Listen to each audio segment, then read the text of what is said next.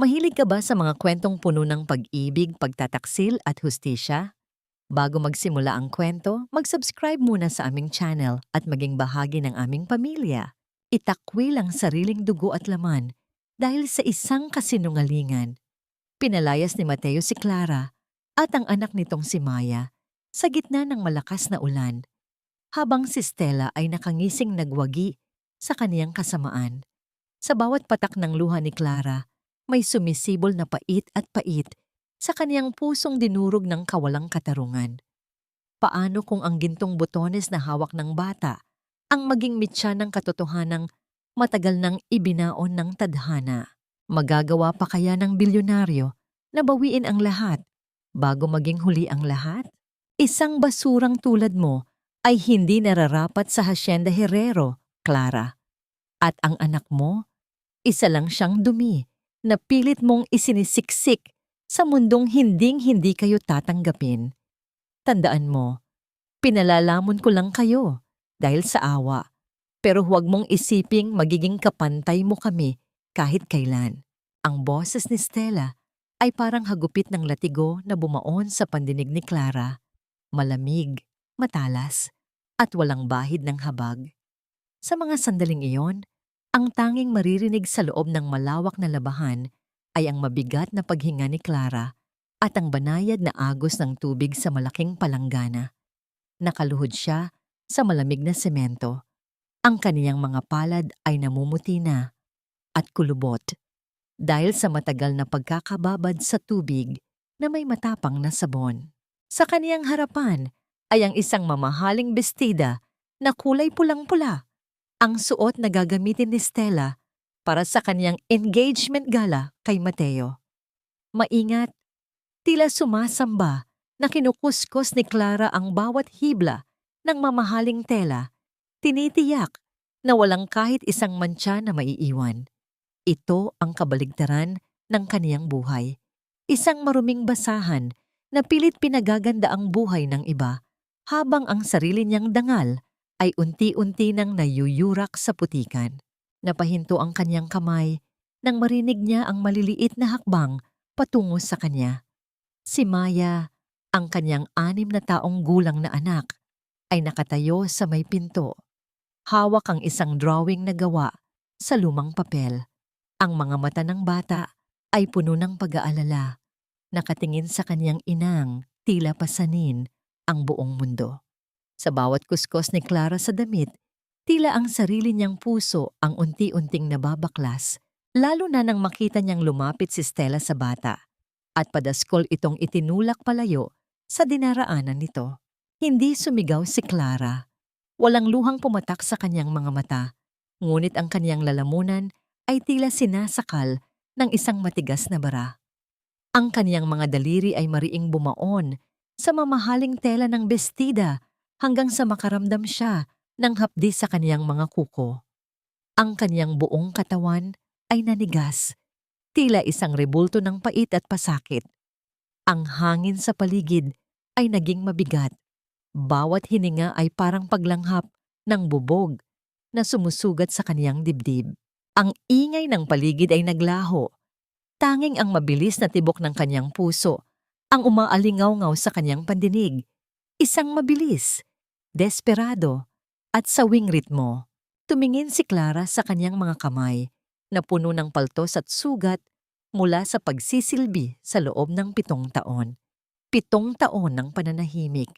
7 taon ng pagtatago sa isang katotohanang kaya sanang magpabagsak sa mga pader ng Hacienda Herrero. Ngunit hanggang kailan? Hanggang kailan kayang tiisin ng isang ina ang makitang tinatrato na parang hayop ang kanyang sariling dugo at laman sa loob ng pamamahay na dapat ay kanya rin? Hanggang kailan kailangang mamatay ang isang puso sa katahimikan bago ito matutong sumigaw para sa katarungan? Biglang bumukas ang pinto ng mansyon at isang anino ang tumakip sa liwanag na nagmumula sa labas. Isang bulto ng lalaki ang nakatayo roon. Seryoso ang muka at tila may malalim na iniisip. Si Mateo. Ang kanyang mga mata ay dumapo kay Clara. At sa isang saglit, ang mundo ay tila huminto sa pag-ikot. Isang matalim na tingin ang ipinukol ni Mateo sa kanya bago ito lumapit kay Stella at inakbayan ang dalaga. Clara, tapusin mo na yan agad. Malamig na utos ni Mateo nang hindi man lamang tumitingin sa kaniyang mga mata. Ayokong may makitang kahit anong dumi sa damit ni Stella bukas. Intindido? Tumango lamang si Clara. Ang kaniyang noo ay halos humalik na sa semento sa sobrang pagyuko. Sa kaniyang bulsa, naramdaman niya ang bigat ng isang maliit at matigas na bagay. Ang gintong butones. Ang tanging alaala ng gabing binago ang lahat. Ang gabi, kung kailan ang isang bilyonaryo ay naging isang estranghero sa bisig ng babaeng nagligtas sa kaniya. Habang papaalis ang dalawa, naiwan si Clara sa gitna ng katahimikan, kasama ang kaniyang anak, na ngayon ay tahimik na ring umiiyak sa gilid. Ang katanungang bumabagabag sa kaniyang isipan ay tila isang sumpa na ayaw siyang iwan. Kung malaman kaya ni Mateo na ang batang itinulak ng kaniyang magiging asawa ay ang sarili niyang anak, yayakapin niya kaya ito? O ituturing din niya kaming dumi na dapat walisin sa kaniyang daanan? Hindi sapat ang isang sampal para pawiin ang puot sa dibdib ni Stella habang naglalakad siya pabalik sa kaniyang marangyang silid. Ang bawat hakbang ng kaniyang matulis na takong sa sahig na gawa sa nararagora ay tila isang pagtatambol ng kaniyang nag-aapoy na damdamin. Para sa kaniya, ang Hacienda Herrero ay isang dambana ng kapangyarihan at ang mga taong tulad ni Clara ay mga langgam lamang na dapat tirisin kapag nakasagabal sa kaniyang dinaraanan. Ngunit sa gitna ng kaniyang pagdadabog, isang kislap mula sa madilim na sulok ng pasilyo ang kumuha ng kaniyang atensyon. Yumuko si Stella at pinulot ang isang maliit at bilog na bagay. Sa ilalim ng liwanag ng engrandeng chandelier, ang gintong butones ay kuminang nang may kakaibang bagsik. Nanigas ang kaniyang buong pagkatao. Ang kaniyang mga daliri na pinalamutian ng mga mamahaling diamante ay nagsimulang manginig, hindi dahil sa takot, kundi dahil sa isang alaala na pilit niyang ibinaon 7 taon na ang nakalilipas. Ang butones na ito ay hindi ordinaryo. Ito ay may tatak ng pamilya Herrero, isang agila na may nakasukbit na espada, isang disenyo na tanging sa mga pasadyang Amerikana lamang ni Mateo makikita. Tila bumalik ang kanyang gunita sa gabing iyon ng malakas na bagyo. Ang gabi kung kailan nawala si Mateo matapos ang isang malubhang aksidente sa kalsada. Naalala ni Stella ang kaniyang desperasyon na mahanap ang bilyonaryong tagapagmana. Hindi dahil sa pag-ibig, kundi dahil sa takot na mawala ang kaniyang tiket patungo sa rurok ng lipunan. Nang mahanap niya si Mateo sa isang liblib na barong-barong pagkalipas ng ilang linggo, ang lalaki ay sugatan at walang maalala. Ang tanging bagay na napansin ni Stella noon ay ang nawawalang butones sa dibdib ng Amerikana ni Mateo. Ang butones na ngayon ay nasa kaniyang palad. Hindi maaari. Ang bulong ni Stella, ang kaniyang boses, ay tila isang kuskos ng tuyong dahon sa semento. Paanong napunta ito sa basurang yon? Dahan-dahan niyang ibinaling ang kaniyang tingin sa bintana, kung saan matatanaw sa ibaba ang maliit at madilim na silid ng mga katulong. Doon, nakita niya si Maya na nakaupo sa tapat ng isang maliit na kandila. Sa malayuan, ang mukha ng bata ay tila isang anino, ngunit sa isip ni Stella, ang bawat kurba ng ilong at hugis ng mata ng musmos ay unti-unting nagiging malinaw. Ang pagkakahawig ni Maya kay Mateo, noong ito ay bata pa, na nakikita niya sa mga lumang litrato sa sala, ay tila isang sampal ng katotohanan na mas masakit pa sa anumang pisikal na hagupit. Ang takot ay mabilis na napalitan ng isang mapanganib na determinasyon. Alam ni Stella na kapag nalaman ni Mateo ang katotohanan na ang babaeng nagligtas sa kanya at nag-alaga sa kanya sa dilim ay ang mismong katulong na kaniyang hinahamak, ay mawawala ang lahat ng kaniyang pinaghirapan. Ang korona ng pagiging Hacienda Queen ay muling maaagaw ng isang babaeng galing sa putikan. Kinuha ni Stella ang kanyang telepono at mabilis na nag-dial ng isang numero. Ang kanyang mukha sa salamin ay tila isang maskara ng isang anghel na may pusong demonyo. Henner, tawag niya sa kanyang pinagkakatiwalaang tauhan. Ang kanyang boses ay seryoso at walang pangingimi. Alamin mo ang lahat tungkol sa nakaraan ni Clara. Lahat. Mula sa ospital kung saan siya nanganak hanggang sa kung sino ang kasama niya 7 taon na ang nakalilipas. Gusto ko ng sagot bago sumikat ang araw. Ibinaba niya ang telepono at muling tiningnan ang gintong butones. Mariin niya itong piniit sa loob ng kanyang palad hanggang sa bumaon ang talim ng disenyo sa kanyang balat. Ang hapdi ay tila isang paalala na ang digmaan ay nagsisimula pa lamang. Para kay Stella, ang katotohanan ay isang laso na dapat itago at ang sino mang magtatangkang magbunyag nito ay kailangang burahin. Ang gintong ito ay para lamang sa akin.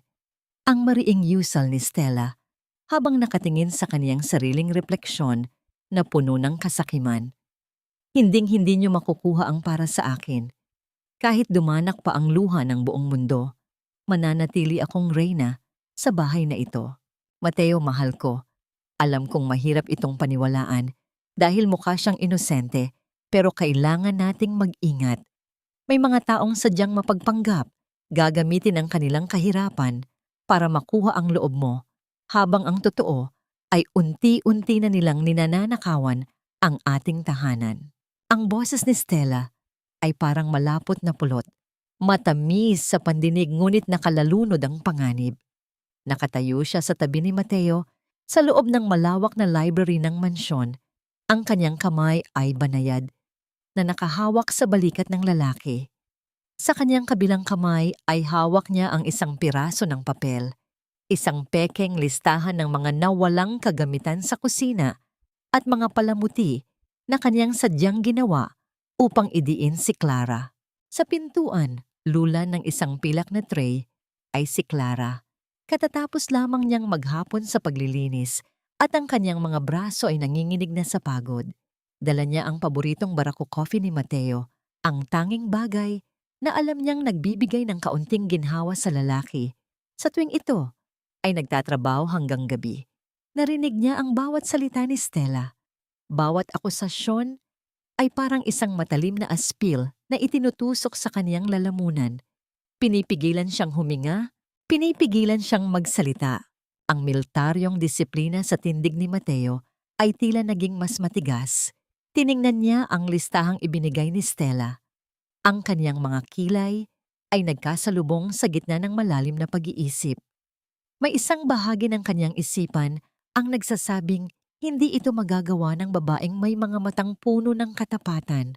Ngunit ang laso na unti-unting ibinubuhos ni Stella sa kaniyang pandinig ay nagsisimulang gumawa ng lamat sa kanyang tiwala. Clara, ang malamig na tawag ni Mateo. Hindi siya tumingin sa babae na natiling nakatuon ang kaniyang pansin sa mga papeles. Dahan-dahang lumapit si Clara. Ang tunog ng kanyang mga yapak sa alpombra ay tila isang marahang pagpalo ng kaba sa kanyang dibdib. Inilapag niya ang tray sa mesa ng walang ingay. Bawat galaw niya ay puno ng pag-iingat na tila ba ang kaunting pagkakamali ay magiging huling sandali niya sa mundong ito. Napansin niya ang pag-iwas ng tingin ni Mateo. Ang dating init na paminsan-minsan niyang nararamdaman sa mga mata nito ay napalitan ng isang pader ng yelo. Bakit mo ito ginagawa? Tanong ni Mateo. Sa pagkakataong ito ay tiningnan niya na si Clara ng diretso sa mga mata. Binigyan ka namin ng trabaho, ng matitirhan. Hindi pa ba sapat ang lahat ng yon para hindi mo kami pagtangkaan ng masama? Ang mundo ni Clara ay tila gumuho sa isang kisap mata. Ang pagod na kaniyang nararamdaman ay napalitan ng isang matinding hapdi sa kaniyang puso. Isang sakit na hindi kayang gamutin ng anumang pahinga. Nais niyang sumigaw. Nais niyang sabihin na ang tanging ninakaw niya sa buhay ay ang mga sandali ng pananabik na makita ang lalaking ito araw-araw. Ngunit ang kaniyang bibig ay nanatiling tikom. Ang kaniyang mga daliri ay mariing nakakapit sa gilid ng tray hanggang sa ang kaniyang mga kuko ay magsimulang maging maputala.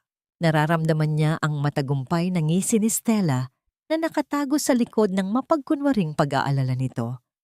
Ang bawat sandali ng katahimikan ni Clara ay ginagamit ni Stella upang patunayan na ang kaniyang mga kasinungalingan ay katotohanan. Sir Mateo, wala po akong kinuha. Ang tanging hangad ko lang po ay makapaglingkod ng maayos para sa anak ko. Ang nangangatal na sagot ni Clara. Ang kaniyang boses ay tila isang mahinang bulong sa gitna ng isang malakas na bagyo. Tumayo si Mateo. Ang kaniyang anino ay lumaki at tila lalong nagpaliit sa pagkatao ni Clara. Humakbang siya palapit. Ang kaniyang presensya ay puno ng kapangyarihan at pagbabanta. Huminto siya ilang pulgada lamang ang layo sa babae, sapat na para maramdaman ni Clara ang init ng kanyang hininga at ang lamig ng kanyang galit. Huwag mong gamitin ang anak mo para makuha ang awa ko, Clara. Ang mariing usal ni Mateo, ang bawat salita ay parang isang pako na ibinabaon sa krus ng kaniyang pasakit. Ito ang unang babala ko sa'yo. Huwag mo akong susubukan. Isang pagkakamali pa, kahit isang maliit na bagay lang ang mawala o hindi maging tama sa bahay na ito, asahan mong sa kalsada na kayo pupulutin ng anak mo. Tumalikod si Mateo at bumalik sa kaniyang upuan. Tila ba tapos na ang usapan at wala nang halaga ang anumang sasabihin pa ni Clara. Naiwan ang babaeng nakatayo sa gitna ng silid. Ang kaniyang buong katawan ay nanginginig sa pigil na emosyon. Ang kaniyang paningin ay nagsimulang lumabo dahil sa nagbabadyang mga luha. Ngunit pinilit niyang huwag itong hayaang pumatak sa harap ng mga taong ito. Maari bang ang isang pusong tapat ay tuluyan ng malunod sa dagat ng mga kasinungalingan bago pa man ito makarating sa dalampasigan ng katotohanan? Isang haplos ng musmos ang sapat na upang gisingin ang isang pusong matagal nang nakatulog sa ilalim ng yelo ng pagkalimot. Ang hardin ng Hacienda Herrero, sa ilalim ng papalubog na araw, ay tila isang paraiso ng mga kulay rosas at ginto. Ngunit para kay Mateo, ito ay isa lamang malawak na espasyo na puno ng mga alaala na hindi niya mabuo. Ang kanyang isipan ay pagod na sa mga papeles, sa mga akusasyon ni Stella, at sa kakaibang bigat sa kanyang dibdib tuwing makikita niya ang katulong na si Clara. Naglalakad siya sa pagitan ng mga hanay ng mababangong sampagitan nang makita niya ang isang maliit na bulto sa ilalim ng malaking puno ng nara. Si Maya. Ang bata ay nakaupo sa damuhan, abala sa paggawa ng isang korona mula sa mga ligaw na bulaklak. Ang kaniyang buhok ay bahagyang magulo at ang kaniyang maliit na mukha ay puno ng konsentrasyon. Sa isang sandali, huminto si Mateo. May kung anong puwersa ang pumipigil sa kaniyang humakbang palayo. Naramdaman ng bata ang kaniyang presensya. Tumingala si Maya at nang makita ang amo ng hasyenda, mabilis siyang tumayo. Walang takot sa kaniyang mga mata. Tanging isang dalisay na paggalang na tila nanggagaling sa kailaliman ng kaniyang pagkatao. Dahan-dahang lumapit ang bata kay Mateo. Ang tunog ng maliliit na paa sa tuyong dahon ay tila isang marahang himig sa katahimikan ng hapon. Sir Mateo, ang mahinang boses ni Maya, tila isang huni ng ibon sa gitna ng kagubatan. Bago pa man makapagsalita ang bilyonaryo, kinuha ng bata ang kaniyang kanang kamay. Sa isang mabilis ngunit maingat na galaw, iniyuko ni Maya ang kaniyang ulo at idiniit ang likod ng palad ni Mateo sa kaniyang noo. Ang pagmamano. Isang simpleng kilos ng paggalang ng mga Pilipino, ngunit sa sandaling ang balat ng bata ay dumampi sa kaniyang kamay. Tila isang kuryente ang dumaloy sa buong katawan ni Mateo. Sa isang iglap, ang hardin ay naglaho. Ang amoy ng mamahaling pabango ni Stella ay napalitan ng amoy ng basang lupa, ulan, at jasmine. Nakakita si Mateo ng isang madilim na silid, isang lampara na aandap-andap, at isang babaeng may malalambot na kamay na nagpupunas sa kaniyang nag-aapoy na noo. Narinig niya ang isang malambing na himig, isang hele na nagpapatulog sa kaniyang sakit, ang pakiramdam ng maliliit na daliri sa kaniyang palad, katulad ng hawak niya ngayon. Nabitawan ni Mateo ang kaniyang hininga. Ang kaniyang puso ay nagsimulang tumibok ng mabilis, isang ritmo ng pagkalito at pamilyar na damdamin. Sino ka ba talaga, Maya? Ang bulong niya sa kaniyang sarili. Ngunit bago pa man niya masundan ang kaniyang iniisip, isang matinis na boses ang bumasag sa mahiwagang sandali. Mateo, what are you doing here with that child? Papalapit si Stella. Ang kaniyang muka ay tila isang magandang pintura na mabilis na nabubura ng inis. Ang kaniyang mga mata ay naniningkit habang nakatingin sa kamay ni Mateo na hawak pa rin ni Maya. Mabilis na binitawan ng bata ang kamay ng amo at tumakbo palayo. Tila isang maliit na usa na natakot sa presensya ng isang mangangaso. I caught her playing where she shouldn't be. Ang pagdadahilan ni Mateo, bagaman ang kaniyang boses ay tila may halong pag-aalinlangan. Hindi niya magawang aminin kay Stella o kahit sa kaniyang sarili ang kakaibang kislap ng alaala na naramdaman niya mula sa haplos ng bata. See? I told you, Mateo. Ang mga batang yan, walang modo? They don't know their place. Ang wika ni Stella habang kumakapit sa braso ni Mateo. Ang kaniyang mga daliri ay mariing bumaon sa baro ng lalaki. Tila isang pag-aangkin na ayaw niyang mabitawan. Kailangan na nating paalisin ang mag-inang yan bago pa sila makagawa ng gulo sa engagement natin. They are just a distraction, honey. Tumingin si Mateo sa direksyong tinakbuhan ni Maya at pagkatapos ay sa babaeng nasa kaniyang tabi. Sa harap ng ganda at yaman ni Stella, bakit tila mas maliwanag sa kaniyang isipan ang imahe ng batang naggawad sa kanya ng respeto? Bakit ang simpleng pagmamano na yon ay tila isang susi na pilit nagbubukas sa isang pintong matagal na niyang kinalimutan? Maaari bang ang isang maliit na haplos ay maging mitya ng isang katotohanang kayang sumunog sa lahat ng kasinungalingang kaniyang pinaniniwalaan? Ang bawat bitag ay nangangailangan ng pain at para kay Stella, ang kaniyang mamahaling kwintas na diamante ang magsisilbing mitya ng katapusan ni Clara. Sa loob ng kaniyang marangyang silid, pinagmasdan ni Stella ang alahas na kumikinang sa ilalim ng ilaw, isang simbolo ng yaman na hinding-hindi maaabot ng isang katulad ni Clara. May isang mapait na ngisi sa kaniyang mga labi habang dahan-dahan niyang inilalagay ang kwintas sa loob ng isang maliit na pelus na supot. Lumabas siya ng silid ng walang ingay. Tila isang anino na bumabagtas sa madidilim na bahagi ng mansyon patungo sa silid ng mga katulong. Ang amoy ng mamahaling pabango ni Stella ay hinaluan ng amoy ng lumang kahoy at singaw ng luto mula sa kusina. Pagdating sa maliit at masikip na kwarto ni Clara, nakaramdam siya ng matinding pandidiri. Ang silid ay puno ng amoy ng murang sabon at ang matamis, ngunit matapang na amoy ng gamot ni Maya sa hika. Sa isang sulok, nakita niya ang luma at kupas na bag ni Clara. Isang bag na tila pasan ang lahat ng hirap ng mundo. Nang walang pag-aalinlangan, ibinagsak ni Stella ang kwintas sa loob ng bag.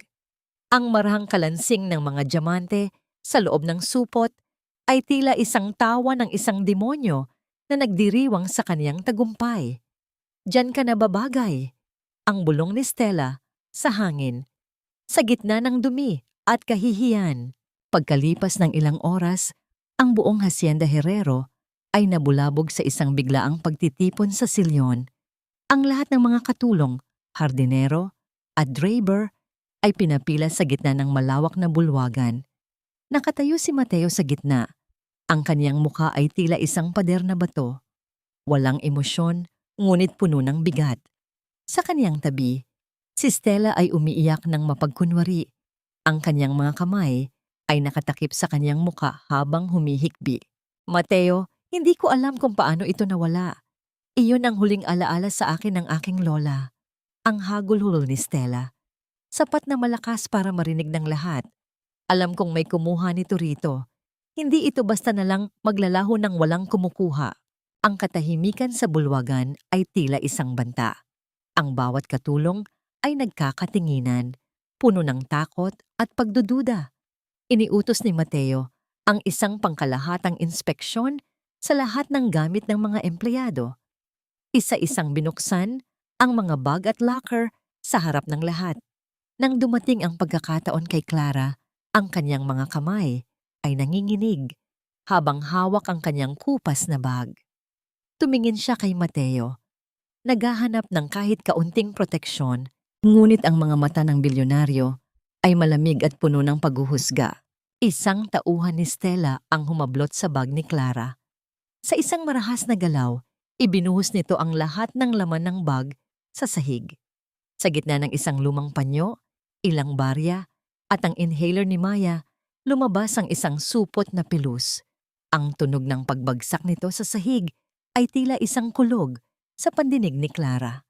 Dahan-dahang binuksan ng tauhan ng supot at doon, sa harap ng lahat, ay kumislap ang nawawalang kwintas ni Stella.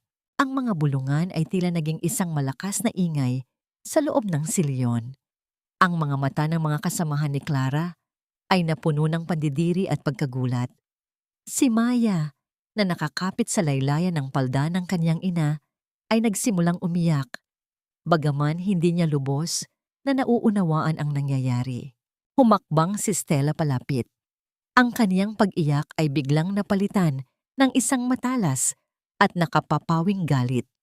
Itinaas niya ang kanyang kamay at itinuro si Clara nang may matinding pagkapuot. Ang kanyang boses ay umaling-awngaw sa bawat sulok ng Hacienda Herrero, tila isang hatol na walang kapatawaran. Magnanakaw! Sinasabi ko na nga ba? Pinalamon ka na. Binigyan ka na ng matitirhan. Pero ang dumi sa dugo mo ay hinding-hindi na mawawala. Ang sigaw ni Stella, habang ang kaniyang mga mata ay naniningkit sa tagumpay. Mateo, tignan mo. Ang babaeng pinagkatiwalaan mo, isa palang ahas na handang tuklawin tayo. Nanatiling nakatayo si Mateo. Ang kaniyang tingin ay nakatitig sa kwintas na nasa sahig. Bago ito, dahan-dahang itinaas sa mukha ni Clara. Ang katahimikan ni Mateo ay mas masakit pa sa anumang sigaw ni Stella.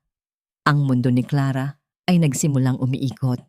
Ang bawat hininga niya ay tila isang paglunok ng lason. Habang hinihintay ang mga salitang tatapos sa kaniyang pag-asa, ang bawat tibok ng puso ni Clara ay tila isang malakas na tambol na umaalingaw-ngaw sa kaniyang pandinig. Bawat isa ay puno ng sakit at takot. Ang silyo na dati ay saksi sa kanyang tahimik na pagsisilbi ay naging isang madilim na hukuman kung saan siya ang nahatulang may sala nang walang pagkakataong magpaliwanag. Tumingin siya kay Mateo, naghahanap ng kahit isang kislap ng tiwala, ngunit ang nakita niya ay ang isang lalaking tila gawa sa yelo, malamig, matigas, at malayo. Mateo. Sir Mateo, pakiusap. Maniwala kayo sa akin. Ang nangangatal na tinig ni Clara, ang kaniyang mga luha, ay sa wakas, ay pumatak na at gumuhit sa kaniyang maputlang pisngi. Hindi ko po magagawa yan. Alam niyo po kung gaano ko pinahahalagahan ang trabahong ito.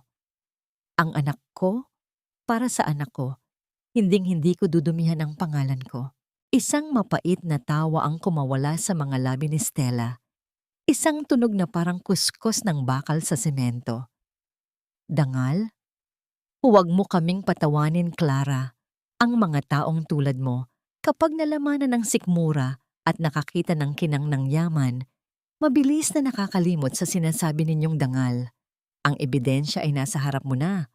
Huwag ka nang magmalinis. Humakbang si Stella palapit kay Clara. Ang kanyang boses ay bumaba sa isang mapanganib na bulong na sapat na para marinig ng lahat. Ginamit mo pa ang anak mo para makakuha ng awa. Pero tignan mo siya ngayon. Isang batang lumalaki sa piling ng isang magnanakaw. Anong klaseng kinabukasan ang ibinibigay mo sa kaniya? Sa narinig na yon, tila nagising ang natutulog na lakas sa loob ni Clara. Niyakap niya ng mahigpit si Maya na ngayon ay humahagulgol na habang nakabaon ang mukha sa kaniyang palda. Ang maliliit na kamay ng bata ay mahigpit na nakakapit sa kaniyang binti. Tila ba ito na ang huling sandali na magkasama sila? Ramdam ni Clara ang panginginig ng kaniyang anak. Ang bawat hikbi ni Maya ay parang isang patalim na humihiwa sa kaniyang kaluluwa. Hindi magnanakaw ang nanay ko. Hindi po. Ang sigaw ni Maya sa gitna ng kaniyang pag-iyak. Ang kaniyang boses ay puno ng pait na hindi nararapat sa isang batang 6 na taong gulang. Tumingin si Mateo sa bata at sa isang maikling sandali, ang kaniyang panga ay nagtagis. May kung anong kumurot sa kaniyang dibdib, isang pamilyar na kirot na pilit niyang iwinawaksi. Ngunit muling dumapo ang kaniyang tingin sa kwintas na nasa supot ng pelus. Ang lohika ng kaniyang isipan ay nilalamon ng nakikitang katotohanan at ang laso ni Stella ay tuluyan ng bumaon sa kaniyang sistema. Sapat na, ang mariing wika ni Mateo. Ang kaniyang boses ay hindi malakas, ngunit ito ay may bigat na tila isang gumuho na bundok. Clara, binigyan kita ng pagkakataon. Binigyan kita ng babala. Ngunit tila mas pinili mong abusuhin ang kabutihan ng pamilyang ito. Huminto si Mateo at huminga ng malalim. Ang kaniyang mga mata ay tila naging mga bintana ng isang abandonadong gusali. Walang buhay. Hindi ko kayang magpatira ng isang taong may madidilim na kamay sa ilalim ng aking bubong. Hindi ko hahayaang ang Hacienda Herrerero ay maging pugad ng mga taong hindi marunong tumanaw ng utang na loob. Mateo, please! Ang huling pagsusumamo ni Clara. Ang kaniyang boses ay halos mawala na sa sobrang pait. Umalis kayo. Ang hatol ni Mateo. Ang bawat salita ay parang isang malamig na hampas ng hangin sa gitna ng taglamig. Kunin mo ang lahat ng gamit nyo. Ayokong makita ang anino nyo rito sa hacienda bago sumikat ang araw bukas. Kung hindi, mapipilitan akong itawag ito sa mga awtoridad. Tumalikod si Mateo at mabilis na naglakad palayo. Hindi na lumingon kahit isang beses. Ang tunog ng kaniyang mga sapatos sa sahig ay tila isang huling paalam na walang balik. Naiwan si Clara na nakaluhod sa gitna ng silyon. Yakap ang kanyang umiiyak na anak habang ang mga mata ng ibang katulong ay puno ng awa at ang kay Stella ay puno ng tagumpay.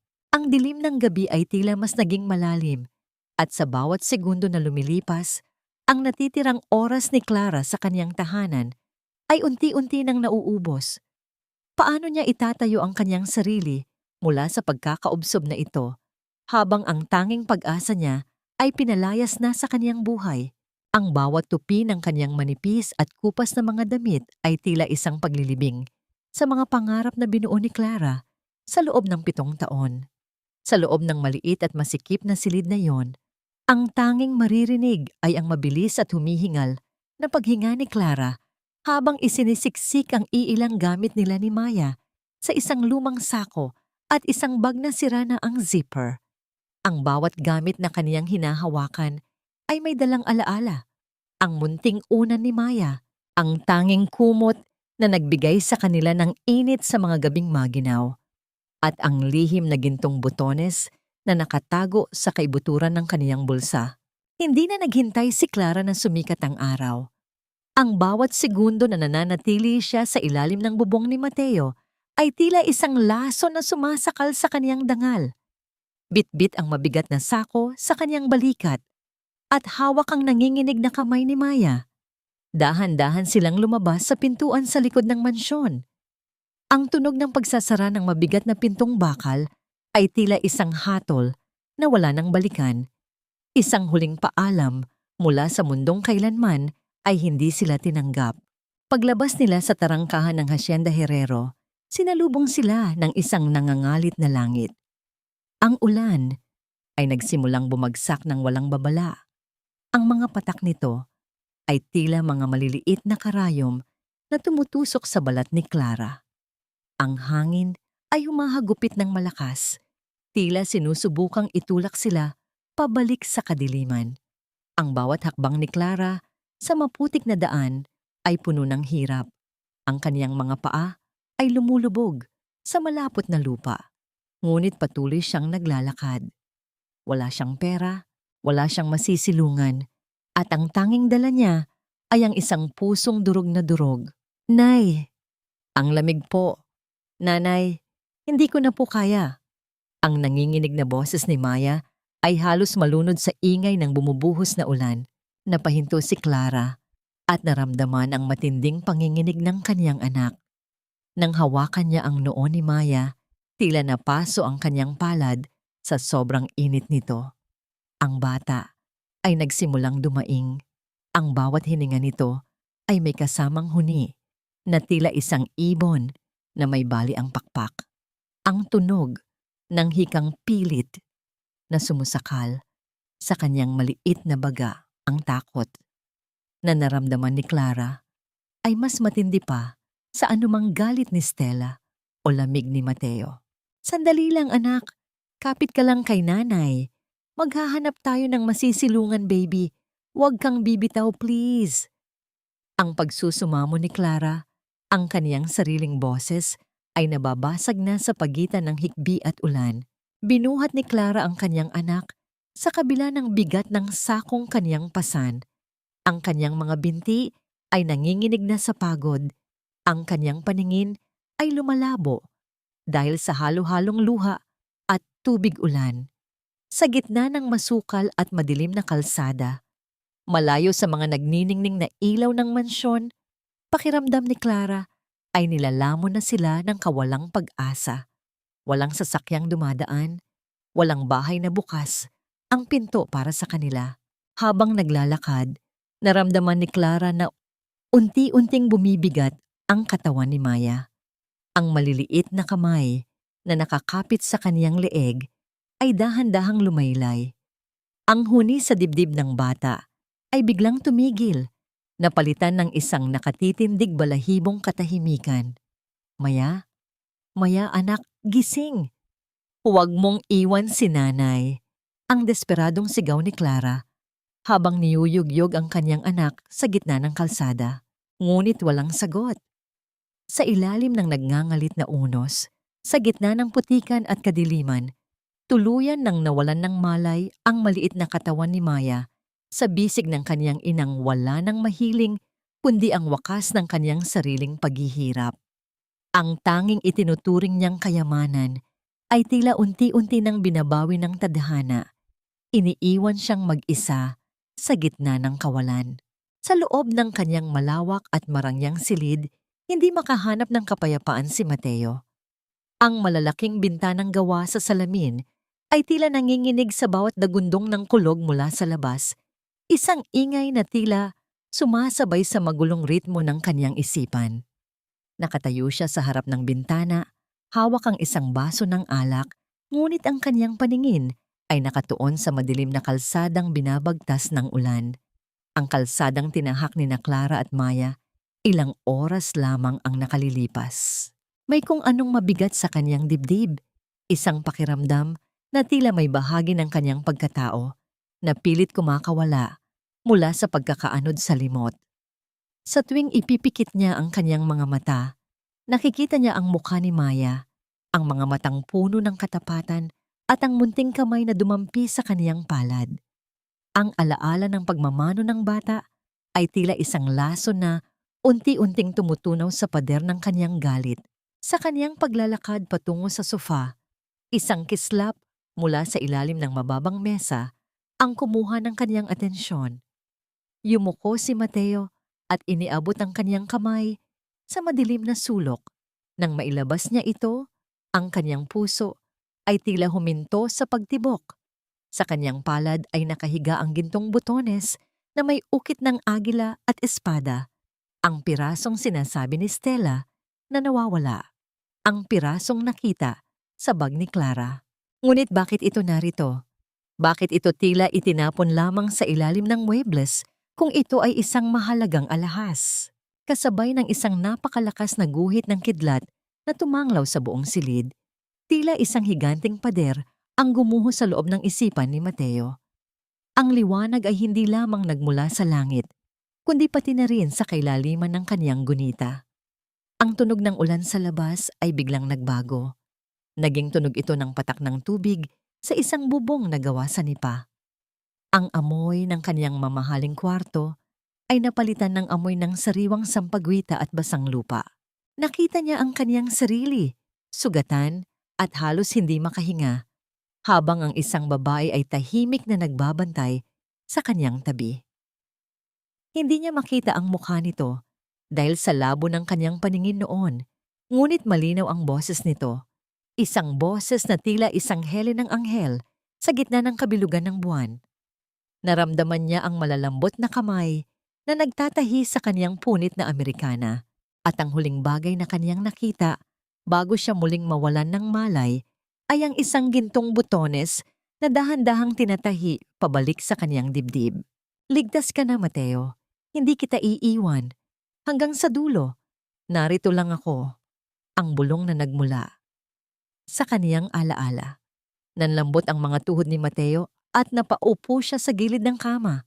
Ang boses na yon, ang boses na nagbigay sa kanya ng lakas upang mabuhay 7 taon na ang nakalilipas. Ay ang boses ng babaeng kaniyang pinalayas sa gitna ng bagyo. Hindi si Stella ang nagligtas sa kanya. Hindi si Stella ang nag-alaga sa kanya sa dilim. Clara! Ang nanginginig na usal ni Mateo, ang kaniyang boses ay punong-puno ng pait at pagsisisi. Diyos ko, anong ginawa ko? Tumayo siya ng mabilis. Ang baso ng alak ay nahulog sa makapal na alpombra nang hindi niya namamalayan. Ang gintong butones ay mahigpit niyang ikinulong sa kaniyang palad. Ang mga kanto nito ay bumaon sa kaniyang balat, ngunit hindi niya naramdaman ang sakit. Ang tanging nararamdaman niya ay ang nakapapawing takot para kay Clara at sa bata. Ninakaw niya ang 7 taon ng buhay ni Clara sa kaniyang pananahimik, at ngayon, sa kaniyang sariling mga kamay, itinapon niya ang kaniyang sariling pamilya sa gitna ng panganib. Ang bawat patak ng ulan sa labas ay tila isang sumbat na bumubugbog sa kaniyang budhi. Magagawa pa kaya niyang itama ang lahat o tuluyan na bang nilamon ng dilim ang tanging liwanag na nagligtas sa kanya? Habang ang bawat puting rosas ay inilalagay sa bawat sulok ng Hacienda Herrero para sa nalalapit na kasal, ang bawat talulot nito ay tila isang saksi sa masangsang na lihim na pilit itinatago ni Stella. Ang mansyon ay puno ng ingay ng mga manggagawa, ang kalansing ng mga kubyertos, at ang marahang paghila ng mga telang sutla na gagamitin sa altar. Ngunit sa likod ng kaniyang magandang ayos, ang mga kamay ni Stella ay basa ng malamig na pawis habang mabilis na naglalakad sa pasilyo. Napansin niya ang kakaibang kilos ni Mateo simula nang tumigil ang bagyo. Hindi na ito ang lalaking madaling mapasunod sa kaniyang mga salita. Nakita niya si Mateo na pabalik-balik sa silid ni Clara, tila may hinahanap na bakas, at ang mga mata nito ay puno ng isang uri ng pait na nagpapanginig sa kaba ni Stella. Kailangan niyang madaliin ang lahat. Ang kasal na ito, ang kaniyang tanging kaligtasan, ang tanging paraan upang tuluyan ng mabura ang anino ni Clara sa buhay ng mga Herrero. Sa kusina, naabutan niya si Manang Rosa na tahimik na nagpupunas ng mga baso. Ang matanda ay isa sa mga iilang nakakaalam ng tunay na nangyari 7 taon na ang nakalilipas. Huminto si Stella sa tapat nito. Ang kaniyang anino ay tila isang madilim na ulap na tumakip sa liwanag ng kusina. Manang, narinig ko na marami ka raw sinasabi sa mga tauhan tungkol sa nakaraan. Ang boses ni Stella ay tila isang mahinang kalos ng kutsilyo sa pinggan. Tandaan mo kung sino ang nagpapasweldo sa iyo rito. Tandaan mo na, sa isang salita ko lang, maaari kang mabulok sa kalsada kasama ng magnanakaw na si Clara. Huwag kang makikialam sa hindi mo buhay kung ayaw mong maglaho na parang bula ang lahat ng pinaghirapan mo. Hindi sumagot si Manang Rosa, ngunit ang panginginig ng kanyang mga balikat at ang pagyuko ng kanyang ulo ay sapat na upang ipakita ang takot na kaniyang nararamdaman. Ang bawat salita ni Stella ay isang banta na hindi maaaring baliwalain. Nang bumalik si Stella sa silyon, nakita niya si Mateo na pababa ng hagdan. Ang kanyang kasuotan ay gusot at ang kanyang mga mata ay may malalalim na itim na bilog. "Honey, look at the flowers! Hindi ba't napakaganda?" Eksaktong-eksakto sa pangarap nating kasal, ang masayang wika ni Stella habang pilit na kumakapit sa braso ni Mateo. Ngunit ang braso ni Mateo ay tila isang matigas na bakal. Inalis niya ang kamay ni Stella nang walang kahit anong emosyon. "Stella, may kailangan akong gawin. Huwag mo akong hihintayin." Ang tanging sagot nito bago mabilis na lumabas ng pinto. Ang tunog ng kanyang mabilis na paglakad ay tila isang pagtakas mula sa isang kulungang gawa sa kasinungalingan. Ang panik sa dibdib ni Stella ay tuluyan ng sumabog. Alam niyang kapag nahanap ni Mateo si Clara, bago ang kasal, matatapos ang lahat. Pumasok siya sa isang liblib na sulok ng hardin at mabilis na kinuha ang kaniyang telepono. Ang kaniyang hininga ay mabilis at mababaw. Ang kaniyang mga mata ay pabalik-balik na tumitingin sa paligid upang tiyaking walang nakakarinig. "Henner," ang mariing usal niya sa kabilang linya nang sumagot ang kaniyang tauhan. "Nahanap mo na ba sila? Siguraduhin mong hindi sila makakabalik. Hindi lang ang pagtatago sa kanila ang gusto ko. Siguraduhin mong maglalaho sila sa paningin ni Mateo habang buhay. Gawin mo ang lahat, kahit anong paraan. Huwag na huwag silang makakatapak muli sa lupaing ito." Ibinaba ni Stella ang telepono at tumingin sa malawak na lupain ng hasyenda. Ang kaniyang muka ay tila isang magandang maskara na unti-unti nang nababaklas. Inilalabas ang isang katotohanang mas madilim pa sa kailaliman ng gabi. Ang tanong na lamang ay kung sino ang mas mabilis, ang pag-ibig na naghahanap ng kapatawaran o ang kasamaang handang pumatay para sa kapangyarihan. Ang bawat pag-ikot ng gulong ng kaniyang sasakyan sa maputik na daan ay tila isang pag-ungkat sa mga sugat ng kaniyang nakaraan na hindi pa naghihilom. Nilakbay ni Mateo ang mga liblib na kalsada sa labas ng Hacienda Herrero, sa mga lugar na hindi kailanman nararating ng kaniyang marangyang sapatos. Ang kaniyang isipan ay tila isang bagyo ng mga imahe, ang gintong botones, ang malambot na kamay na nag-alaga sa kaniya, at ang mukha ni Maya na humahalik sa kaniyang palad. Huminto siya sa tapat ng isang luma at halos gumuho ng barong-barong sa gilid ng isang tuyong sapa. Ang tunog ng kaniyang pagsara ng pinto ng sasakyan ay umalingaw-ngaw sa katahimikan ng paligid. Habang naglalakad siya patungo sa dampa, naramdaman niya ang bawat tusok ng mga damo sa kaniyang binti. Isang hapdi na wala pa sa kalingkingan ng sakit na idinulot niya kay Clara. Doon, natagpuan niya ang isang matandang babae, si Aling Nena, na nakaupo sa harap ng isang maliit na kalan. Sa bawat salita ng matanda, ang puso ni Mateo ay tila unti-unting binabaklas. Ikinuwento nito kung paano nagtrabaho si Clara sa 3 magkakaibang lugar sa loob ng isang araw para lamang mabili ang mga mamahaling gamot ni Mateo noon. Ikinuwento nito kung paano hindi kumakain ng dalaga, makasigurado lang na may sabaw na maiinom ang lalaking itinuturing niyang buhay. 7 taon siyang naghintay sa'yo, iyon ang totoo. Ang boses ng matanda ay may kasamang pait ng katotohanan. Nang makuha ka ng pamilya mo, wala siyang ibang hiningi kundi ang kaligtasan mo. Kahit buntis siya noon, pinili niyang manahimik dahil ayaw niyang maging hadlang sa kinabukasan mo. Ang tanging kayamanan niya ay ang anak niyo at ang botones na naiwan mo. Ang bawat salita ay parang isang mabigat na hampas sa dibdib ni Mateo. Ang kaniyang panga ay nanigas at ang kaniyang mga mata ay nagsimulang uminit. Ang katotohanan ay tila isang malakas na agos ng tubig na tumatangay sa kaniyang lahat ng pagmamalaki. Nagkasala siya. Hindi lang siya nagkulang, naging malupit siya sa tanging tao na nagbigay sa kanya ng buhay nang wala siyang maalala. Mabilis na bumalik si Mateo sa kanyang sasakyan. Ang kanyang mga daliri ay mariing nakakapit sa manibela habang tinatahak ang daan patungo sa pinakamalapit na pampublikong ospital. Ang kaniyang bawat hininga ay puno ng panalangin, isang desperadong pagsusumamo sa langit na huwag hayaang maging huli ang lahat. Ang amoy ng kalsada at ang tunog ng kaniyang mabilis na takbo ay tila isang karera laban sa tadhana. Nang makarating siya sa ospital, sinalubong siya ng amoy ng antiseptiko at ang malamig na hangin ng kawalang pag-asa sa charity ward. Ang tunog ng mga mabilis na hakbang ng mga nurse at ang mahihinang daing ng mga pasyente ay lalong nagpabigat sa kanyang nararamdaman. Sa dulo ng mahabang pasilyo, nakita niya ang isang nurse na nag-aayos ng mga papeles sa isang maliit na lamesa. Nasaan si Maya? Maya Herrero? O Maya? Maya na kasama ni Clara?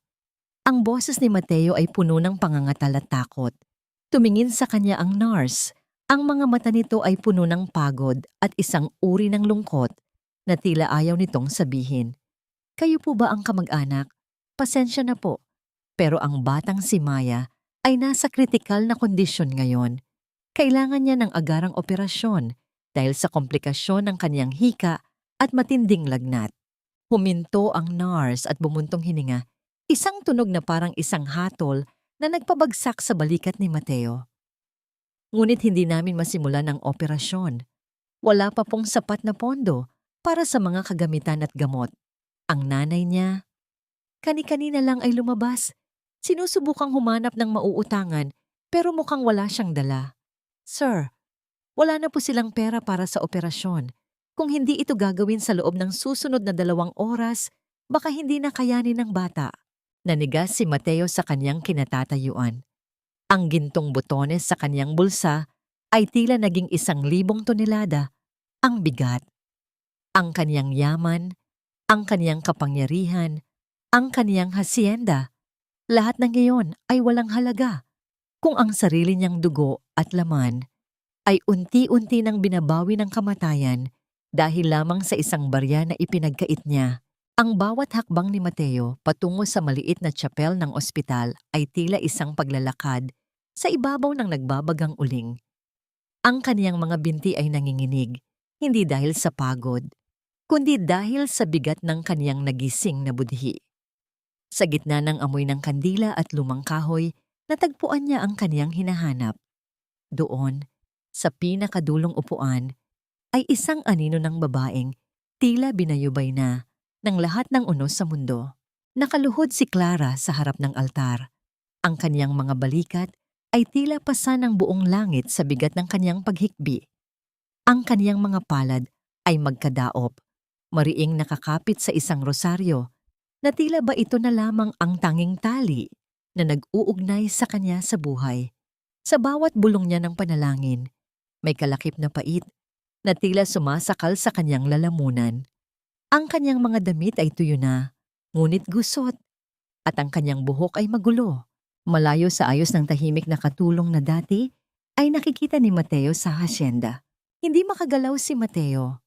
Ang kanyang puso ay tila pinipiga ng isang dambuhalang kamay habang pinagmamasdan ang babaeng kanyang minahal sa dilim, ngunit itinakwil sa liwanag. Dahan-dahan siyang lumapit. Ang tunog ng kanyang mga sapatos sa sahig ay tila isang marahas na pang-iistorbo sa sagradong sandali ni Clara. Nang marinig ng babae ang mga hakbang, dahan-dahan itong lumingon. Ang mga mata ni Clara ay tila 2 balon ng pait at takot. Nang makita niya si Mateo, hindi pa sasalamat ang gumuhit sa kanyang mukha, kundi isang matinding panginginig. Mabilis siyang tumayo at umurong. Ang kanyang mga kamay ay protektibong nakayakap sa kaniyang sariling katawan. Tila ba inaasahan niyang sasaktan siyang muli ng lalaking nasa harap niya. Clara! Ang mahinang usal ni Mateo, ang kaniyang boses ay punong-puno ng pangungulila at pagsisisi. Patawarin mo ako. Nalaman ko na ang lahat. Alam ko na ang totoo. Isang mapait at tuyot na tawa ang kumawala sa mga labi ni Clara. Isang tunog na parang kuskos ng tuyong dahon sa semento. Ang totoo? Ngayon mo lang nalaman ang totoo, Mateo? Noong pinalayas mo kami sa gitna ng bagyo, nasaan ang katotohanan yan? Noong hinahamak niyo kami ni Stella, nasaan ang talino mo para makita ang totoo? Humakbang si Mateo palapit. Ang kanyang mga kamay ay tila gustong abutin si Clara, ngunit mabilis itong umiwas. Clara, please, gagawin ko ang lahat. Ang operasyon ni Maya, ako na ang bahala. Ililipat natin siya sa pinakamagandang silid. Hindi ko hahayaang may mangyaring masama sa anak natin. Anak natin? Ang boses ni Clara ay biglang tumalas. Bawat salita ay tila isang latigo na humahagupit sa mukha ni Mateo. Wala kang anak, Mateo. Ang batang nasa loob ng silid na yon ay anak ko lang. Anak ng katulong na pinalayas mo. Anak ng babaeng sinabihan mong magnanakaw. Huwag mong babastusin ang sakripisyo ko sa loob ng 7 taon sa pamamagitan ng pag-aangkin sa kanya ngayon dahil lang nakonsensya ka. Patawad, Clara. Nagmakaawa ako sa iyo. Ang boses ni Mateo ay nabasag na. Ang kanyang mga mata ay nagsimulang mapuno ng luha. Ang isang bilyonaryong kailanman ay hindi yumukod sa kahit kanino ay dahan-dahang lumuhod sa harap ni Clara. Ang kanyang mga tuhod ay humalik sa malamig na sahig ng chapel. Tiningnan lamang siya ni Clara mula sa itaas. Ang kanyang mga mata ay walang kahit anong bakas ng awa. Ang gintong butones na hawak ni Mateo ay tila naging isang piraso ng basura sa paningin ng babaeng nawalan na ng lahat. Ang distansya sa pagitan nila ay hindi lamang ilang hakbang. Ito ay 7 taon ng pag-iisa, ng gutom at ng pait na hindi kayang burahin ng anumang yaman. Huli na ang lahat, Mateo. Ang malamig na hatol ni Clara. Ang kaniyang boses ay tila isang hangin na nagmumula sa kailaliman ng libingan. Ninakaw niyo na ang lahat sa amin. Ninakaw niyo ang dangal ko, ang 7 taon ng buhay ko. At ngayon, pati ang hininga ng anak ko ay unti-unti nang nauubos dahil sa inyo. Umalis ka na. Ayokong madumihan ng yaman mo ang panalangin ko para sa anak ko. Tumalikod si Clara at muling lumuhod sa harap ng altar. Iniwan ang bilyonaryong nakasubsob sa sahig. Wasak at walang magawa sa gitna ng kanyang sariling kasalanan. Ang bawat kampana ng simbahan na umaalingaw-ngaw sa buong Hacienda Herrero ay tila isang babala na binalot sa tunog ng pagdiriwang. Ang sikat ng araw ay tumatama sa mga puting rosas na nakapalamuti sa bawat gilid ng altar, nagbibigay ng isang nagniningning na anyo sa lugar na tila ba walang bahid ng dumi o kasalanan. Sa gitna ng mahabang pasilyo, naglalakad si Stella sa kaniyang engrandeng bestidang pangkasal.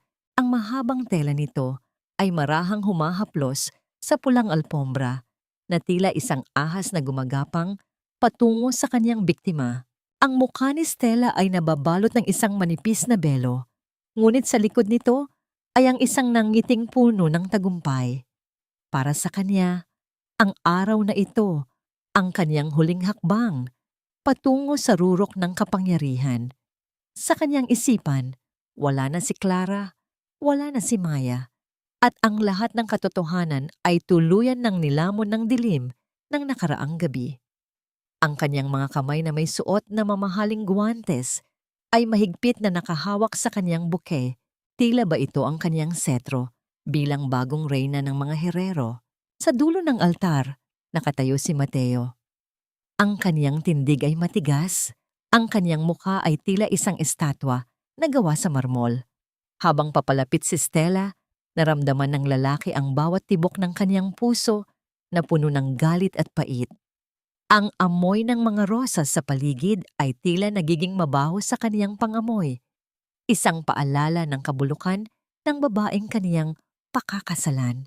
Nang makarating si Stella sa harap ni Mateo, dahan-dahang itinaas ng lalaki ang belo nito. Sa isang sandali, nagtagpo ang kanilang mga mata. Ang kislap ng katuwaan sa mga mata ni Stella ay sinalubong ng isang malamig na titig na tila ba humihiwa sa kanyang kaluluwa. "Mateo, honey, you look so handsome." Ang pabulong na wika ni Stella.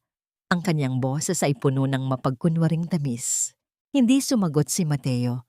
Sa halip, nang magsimulang magsalita ang pari para sa seremonya, itinaas ni Mateo ang kaniyang kamay, isang hudyat na nagpatigil sa lahat ng ingay sa loob ng simbahan. Ang katahimikan ay naging napakabigat. Tila ba ang lahat ng hininga ng mga bisitang nasa loob ay sabay-sabay na nawala. Bago tayo magpatuloy, ang boses ni Mateo ay umalingaw-ngaw, malakas at puno ng awtoridad na nagpatahimik maging sa huni ng mga ibon sa labas. May kailangan muna tayong linawin sa harap ng Diyos at ng lahat ng saksing naririto. Mula sa kanyang bulsa, inilabas ni Mateo ang isang maliit na supot. Sa isang marahas na galaw, ibinuhos niya ang laman nito sa ibabaw ng banal na altar. Ang tunog ng pagbagsak ng diamanteng kwintas, ang kwintas na kani-kanina lang, ay sinabi ni Stella na nanakaw, ay tila isang dagok sa mukha ng dalaga. Kasunod nito, inilabas ni Mateo ang gintong butones at isang makapal na envelope. "Mateo, what is the meaning of this?" Ang nangangatal na tanig ni Stella. Ang kanyang mukha ay nagsimula ng mamutla. "Ang meaning nito, Stella, ay tapos na ang laro mo," ang mariing sagot ni Mateo.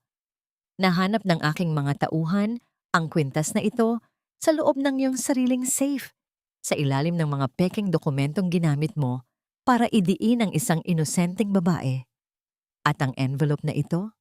Dito nakasaad ang lahat ng katotohanan tungkol sa gabi ng aksidente ko 7 taon na ang nakalilipas, ang mga nurse na binayaran mo para manahimik, ang mga dokumentong sinunog mo, lahat ay naririto na. Ang mga bulungan sa loob ng simbahan ay naging isang malakas na ingay ng pagkagulat at pandidiri. Ang mga mata ng lahat ng bisita ay nakatuon na ngayon kay Stella, hindi na bilang isang magandang bida, kundi bilang isang kontrabida na nahubaran ng maskara sa harap ng madla. "Hindi totoo yan! Mateo, pinagkakaisahan niyo ako! Mahal kita!" Ang histerikal na sigaw ni Stella habang sinusubukang hawakan ang braso ni Mateo. Ngunit sa pagkakataong ito, hindi lang inalis ni Mateo ang kamay ni Stella. Tinulak niya ito ng banayad, ngunit may sapat na lakas upang mapaupo ang babae sa sahig ng altar. Ang engrandeng bestida ni Stella ay nagusot at nadumihan, isang simbolo ng kaniyang nadungisang dangal. Ang pag-ibig ay hindi naninira ng buhay ng iba, Stella. Ang pag-ibig ay hindi nagnanakaw ng 7 taon mula sa isang ama at sa kaniyang anak. Ang huling mga salita ni Mateo na tila isang sumpa. "Hindi tayo magpapakasal dahil ang tanging babaeng karapat-dapat na tumayo sa tabi ko ay ang babaeng pinalayas mo sa gitna ng unos." Tumalikod si Mateo at mabilis na naglakad palabas ng simbahan.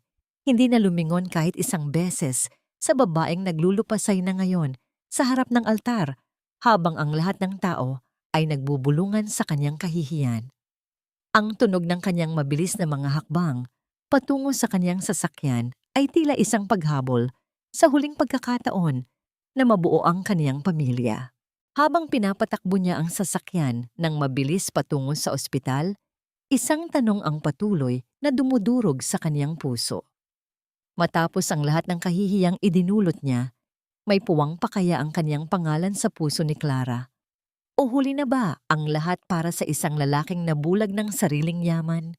Ang bawat hakbang ni Mateo sa pasilyo ng ospital ay tila isang paghuhubad sa kaniyang dating pagkatao. Ang kaniyang mamahaling Amerikana ay gusot na. Ang kurbata ay maluwag na nakasabit sa kaniyang leeg. At ang kaniyang mga mata ay wala ng bahid ng kislap ng yaman. Tanging ang pait ng pagsisisi at ang alab ng pag-asa ang natitira. Hindi siya bumalik sa kanyang mansyon. Hindi niya inintindi ang gulo na iniwan niya sa simbahan. Ang tanging mahalaga sa kanya ay ang maliit na pusong pilit na lumalaban sa loob ng ICU. Sa harap ng salamin na naghihiwalay sa kanyang anak, napatigil si Mateo. Ang tunog ng mga makinang tumutulong sa paghinga ni Maya ay tila isang mabagal na ritmo ng kaba sa kanyang dibdib. Nakita niya si Clara sa loob, nakaupo sa isang silya sa tabi ng kama. Ang kanyang ulo ay nakasandal sa gilid ng kutsyon habang mahigpit na hawak ang kamay ng bata. Ang pagod sa mukha ni Clara ay tila isang mapa ng lahat ng hirap na idinulot ni Mateo sa kanila. Dahan-dahang pumasok si Mateo. Ang tunog ng pagbukas ng pinto ay tila isang marahang bulong sa katahimikan ng silid. Hindi nag-angat ng tingin si Clara, ngunit naramdaman niya ang presensya ng lalaki. Sa pagkakataong ito, wala nang sigaw, wala nang pagtataboy. Ang tanging namamagitan sa kanila ay ang mabigat na katahimikan ng isang ibinahaging takot. Nakaayos na ang lahat, Clara. Ang mahinang binto ni Mateo, ang kaniyang boses ay punong-puno ng pagpapakumbaba. Ibinenta ko na ang ilang shares ko sa kumpanya at ang lupain sa labas ng hasyenda. Hindi ito para sa akin kundi para sa kanya. Lahat ng pinakamagaling na doktor ay paparating na. Hindi ko hahayaang mawala siya. Tumayo si Clara at hinarap si Mateo. Ang kanyang mga mata ay mapula at tuyo na sa kakaiyak. Ngunit ang pait ay tila napalitan na ng isang matinding pagkapagod. Ang pera mo ay hindi kayang bayaran ang bawat segundong nahirapan siyang huminga, Mateo. Pero kung ito ang paraan para mabuhay ang anak ko, tanggapin mo ang pasasalamat ko hindi bilang isang asawa, kundi bilang isang ina na desperadong isalba ang kanyang hininga. Sa sumunod na 2 araw, hindi umalis si Mateo sa tabi ng silid. Natulog siya sa matigas na silya sa pasilyo, kumain ng malamig na pagkain mula sa cafeteria, at tumulong sa pag-aalaga kay Maya sa mga sandaling pinapayagan ng nurse. Pinanood ni Clara kung paano maingat na pinupunasan ni Mateo ang mga binti ng bata, kung paano nito binabasa ang mga paboritong kwento ni Maya kahit na hindi ito naririnig ng anak. Ang mga kamay na dati ay tanging mga kontrata lamang. Ang hinahawakan ay ngayon ay puno ng pag-iingat na nag-aayos sa kumot ng musmos. Isang gabi, habang ang buong ospital ay nababalot ng katahimikan, naramdaman ni Mateo ang isang marahang paggalaw ng maliliit na daliri sa kaniyang palad. Ang kaniyang puso ay tila tumigil sa pagtibok. Dahan-dahang idinilat ni Maya ang kaniyang mga mata. Ang kaniyang paningin ay malabo pa, ngunit nakatuon sa mukhang nasa kaniyang tabi. Ang bawat segundo ay tila naging isang oras sa haba. Ang amoy ng gamot at ang tunog ng monitor ay tila naglaho. Iniiwan silang dalawa sa isang mahiwagang sandali ng pagbabalik. Tatay? Ang mahinang tawag ni Maya. Ang boses nito ay tila isang manipis na hibla ng sutla. Puno ng pagkalitong ngunit may kasamang isang uri ng pamilyar na pagmamahal na tila ba noon pa man ay alam na niya kung sino ang lalaking ito. Sa narinig na yon, tuluyan ng gumuho ang pader sa dibdib ni Mateo. Ang kaniyang mga luha ay sa wakas ay malayang pumatak. Basang-basa ang kaniyang mga pisngi habang maingat niyang iniyuko ang kaniyang ulo at idiniit ang kaniyang noo sa maliit na kamay ni Maya. Ang salitang iyon, ang tawag na kailanman ay hindi niya inakalang maririnig, ay tila isang banal na kapatawaran na nagmula sa langit. Sa di kalayuan, nakatayo si Clara. Ang kaniyang mga kamay ay nakatakip sa kaniyang bibig habang pinagmamasdan ang mag-ama. Ang kaniyang puso, na tila isang lupang tigang sa loob ng 7 taon, ay nagsimulang makaramdam ng unang patak ng ulan. Maaari nga bang ang isang pagkakamaling kasing laki ng dagat ay tuluyan ng mahugasan ng isang salitang nagmula sa puso ng isang inosenteng bata? Ang bawat paghampas ng hangin sa mga dahon ng mangga sa labas ng maliit na bahay ay tila isang himig ng kapayapaan na matagal nang ipinagkait kay Clara. Pinili niya ang isang payak na tahanan sa labas ng bayan, malayo sa mga nagniningning na ilaw at mapanghusgang mga mata ng Hacienda Herrero. Ang bahay ay amoy sariwang pintura at tuyong damo. Isang amoy na nagpapaalala sa kanya na ang bawat umaga ay isang pagkakataon para sa isang bagong simula. Sa maliit na beranda, nakaupo si Clara habang pinapanood si Maya na naglalaro sa bakuran. Ang bata ay masigla na. Ang kanyang tawa ay tila isang musikang bumubuhay sa tuyot na kaluluwa ni Clara. Ngunit ang kanyang pansin ay naagaw ng isang pamilyar na sasakyan na dahan-dahang huminto sa tapat ng kanilang bakod. Hindi ito ang mamahaling sports car na dati ay ginagamit ni Mateo, kundi isang simpleng sasakyan na tila hindi naghahanap ng atensyon. Bumaba si Mateo na suot ang isang simpleng t-shirt at pantalon, malayo sa kanyang imahe bilang isang makapangyarihang bilyonaryo. May dala siyang isang basket ng mga sariwang prutas at isang maliit na libro para kay Maya.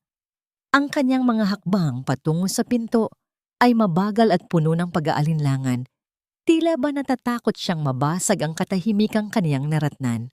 Clara, ang mahinang tawag ni Mateo nang makalapit siya sa beranda. Ang kanyang boses ay wala ng bakas ng awtoridad, tanging ang pakiusap ng isang lalaking nagnanais na muling makapasok sa buhay ng kanyang pamilya. Nandito ka na naman, Mateo, ang sagot ni Clara. Bagaman ang kanyang boses ay hindi na kasing lamig ng dati. Sabi ko naman sa'yo, hindi mo kailangang gawin ang lahat ng ito. Sapat na ang tulong mo sa ospital. Hindi ito tungkol sa utang na loob, Clara. Ang mariing tugon ni Mateo habang dahan-dahang nauupo sa baitang ng hagdan, malapit sa paanan ni Clara, ngunit may sapat pa ring distansya bilang respeto. Nandito ako dahil gusto kong makilala ang anak ko.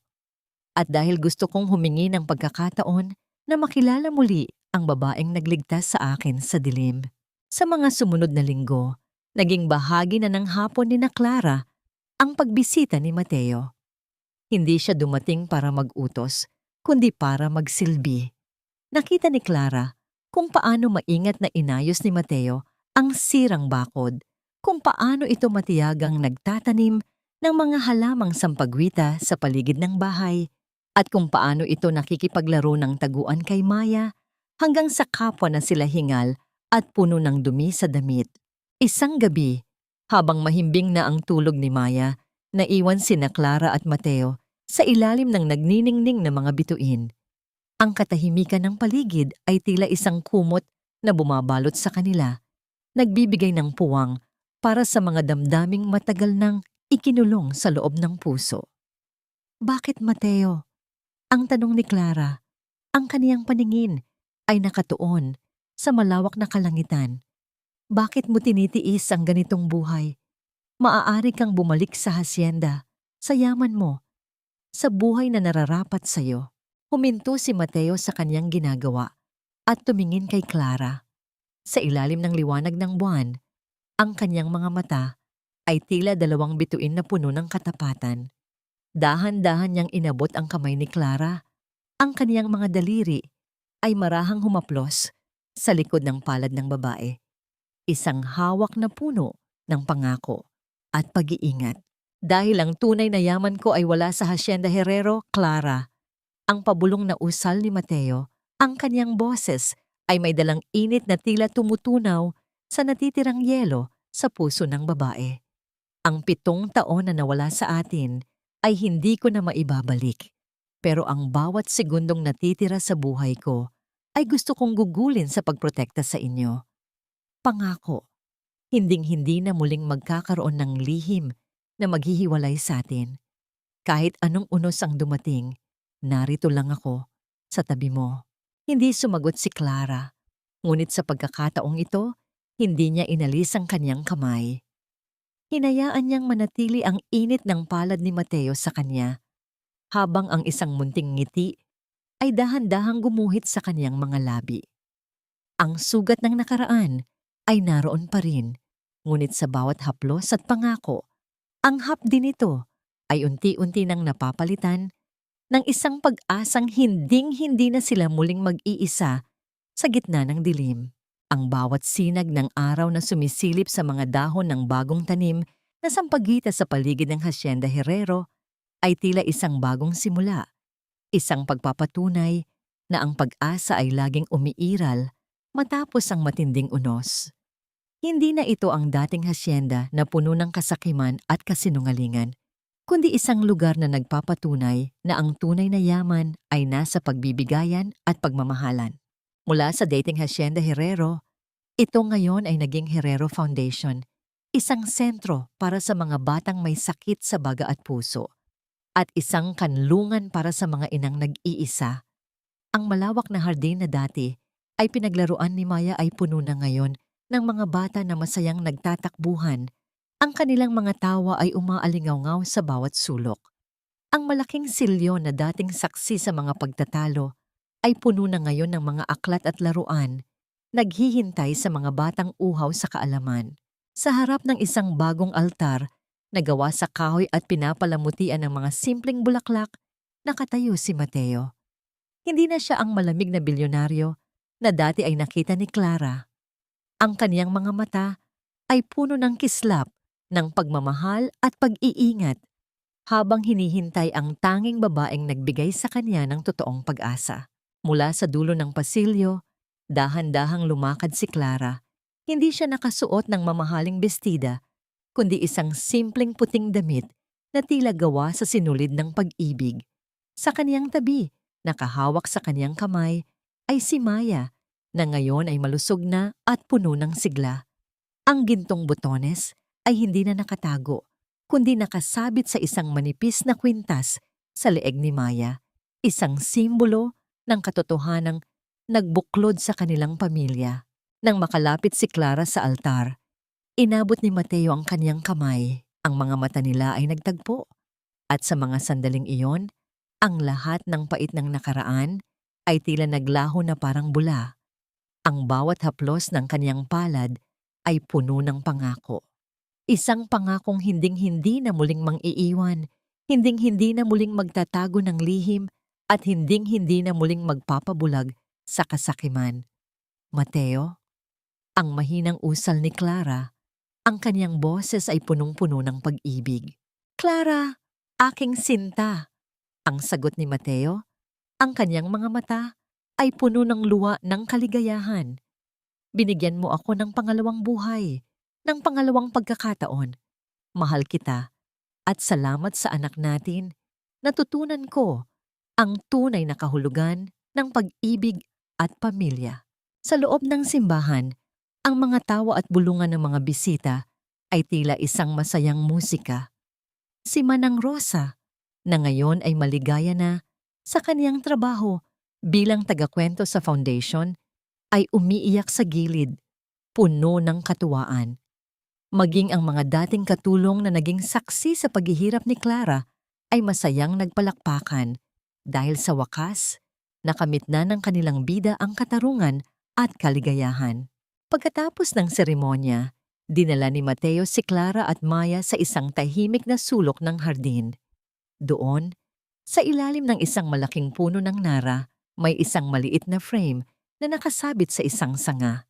Sa loob nito ay ang gintong butones, kumikinang sa ilalim ng araw, na tila isang gintong pangarap na sa wakas ay natupad na. Ito ang simbolo ng kanilang pag-ibig, isang pag-ibig na nagmula sa dilim, dumaan sa unos, at natapos sa isang liwanag na hinding-hindi na muling mamamatay. Ang pamilya Herrero ay muling nabuo, hindi dahil sa yaman o kapangyarihan, kundi dahil sa pag-ibig, pagpapatawad at pag-asa na mas matibay pa sa anumang ginto o diamante.